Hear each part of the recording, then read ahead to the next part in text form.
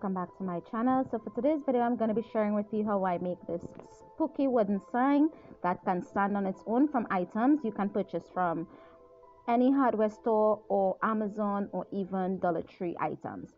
I use cedar strips to make this wooden sign, and before we jump into showing you how I made this item, I'm gonna ask if you can hit that red subscribe button if you haven't already, and also the notification bell so you'll be notified every time I upload a new video. I do upload videos every Monday, Wednesdays, and Fridays. However, for the past couple of weeks, I've been doing a lot of collabs and challenges, so I didn't get a chance to do that. So I started with 7 strips of cedar strip, and I would have the measurements in the description down below. I cut 5 at the same length and 3 at the same length, at a different length. I then took my shoe polish that I use as wood stain, and I only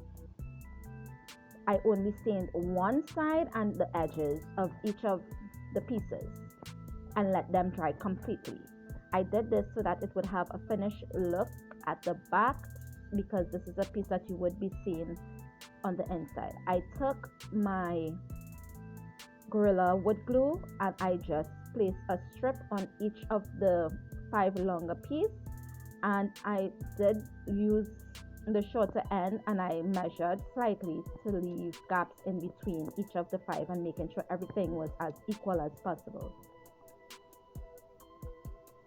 And I just added one of the shorter strips on its side so that it would stand. I did this for both the top, the center, and the bottom.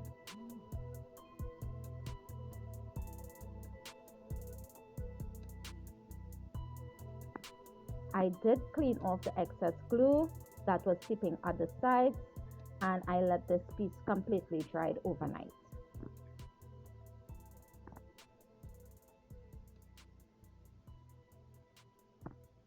If you like this video, give it a big thumbs up. It really helps my channel out a lot, and also share with your friends and family. Leave a comment below letting me know if you'd like to see more Halloween decor, or would you like to see me start Christmas decor. I then took my pencil and I flipped this piece over, and I am drawing a circle to the top for the moon and somewhat of a mountain shape to the bottom.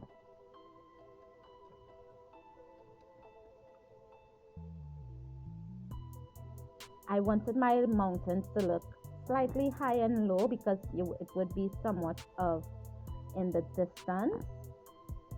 And then I went in with my black acrylic paint and I painted the place where I drew the mountains. I let that dry using my heat gun, which is my Chandler heat gun. I absolutely love that product. This is not a sponsored video. I purchased the heat gun with my own money, but I will have a link for it in the description below.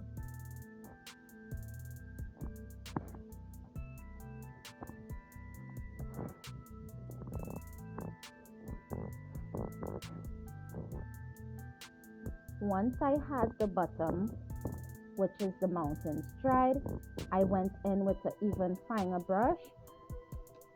I went in with my orange acrylic paint and I did the exact same thing, making sure to outline where the moon would be and not painting that section. And I did the exact same thing. I gave it 1 coat, but I actually added a little bit of black paint to my Deco Art pure pumpkin paint because it was a little bright and I wanted somewhat of a more of a fall color orange, if you get what I mean. And I just loved how it gave this somewhat of that spooky look that I was going for instead of the bright orange. I did use my heat gun on this to dry it as well. It do dry in a few minutes. I then went in with my folk art paint. I would leave all the items that I use in this video down in the description, so feel free to check that out. And I gave this 1 coat as well.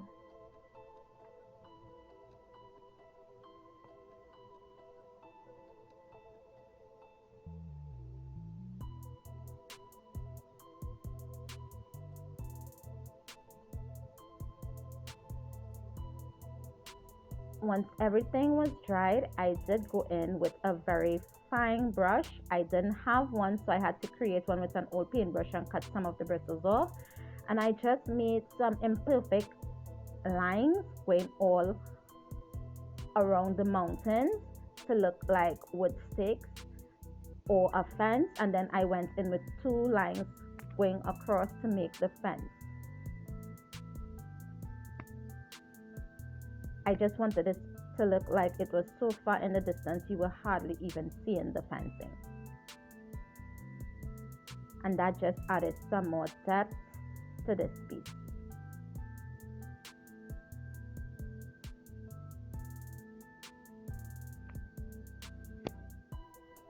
After doing that, I did do two spooky trees. I did one off camera so that you can see in the corner. I did that one longer. Now I'm doing an even shorter one. I'm just going with some wavy lines and somewhat of like dead branches, making this tree look very spooky and very creepy, because that is the look I'm going for this Halloween.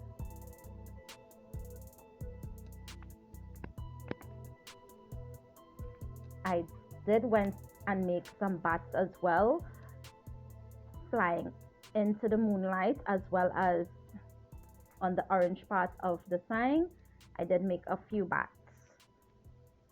I made some larger than some and some smaller to make it look like some were even further away than some.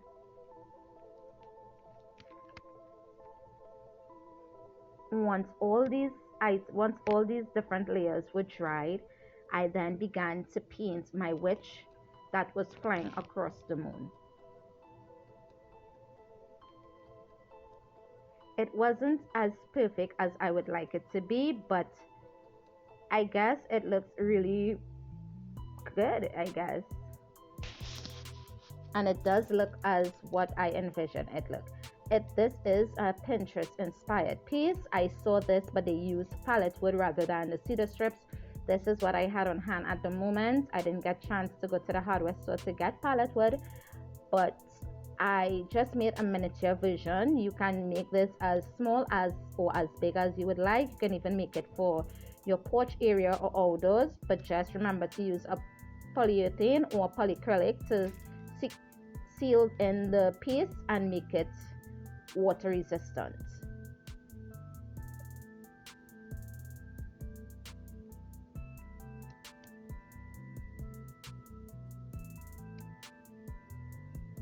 Once I finished with the